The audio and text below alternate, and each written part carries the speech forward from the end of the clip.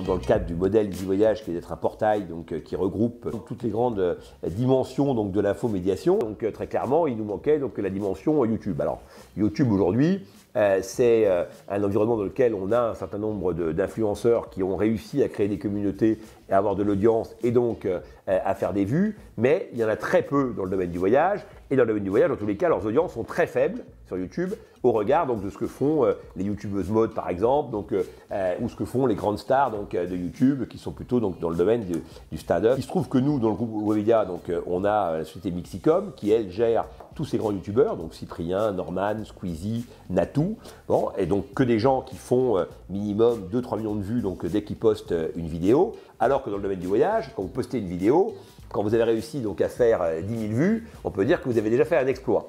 Donc on voit qu'il y a un décalage très fort.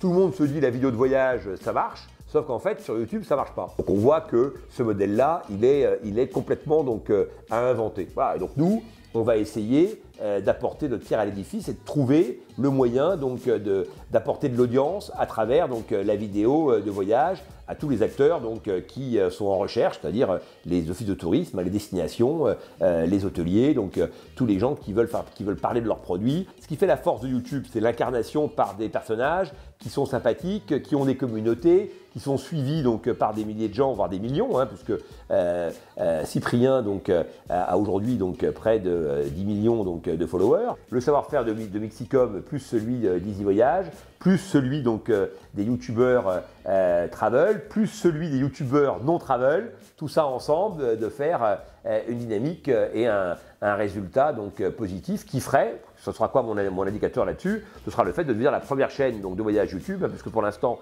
on a Lonely Planet et Expedia qui ont grosso modo donc, chacun 140 000 followers dans le monde. Hein, donc bon, bah, moi je vais essayer d'en avoir plus de 100 000 déjà en France.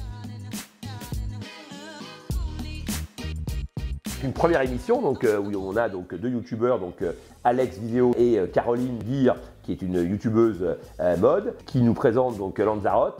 Et on va bénéficier donc, du réseau des deux, mais notamment celui de Caroline, puisqu'elle a plus de 400 000 followers. Et puis dans 15 jours, on a Lapline, donc qu'on a monté avec l'ami Thomas Saison. On a déjà fait une première opération avec Squeezie, qui sur Lapline a fait 2 700 000 vues. Hein. Et nous, bon, plus modestement, on va essayer donc, de dépasser les 100 000 vues sur cette première opération, donc Lapline.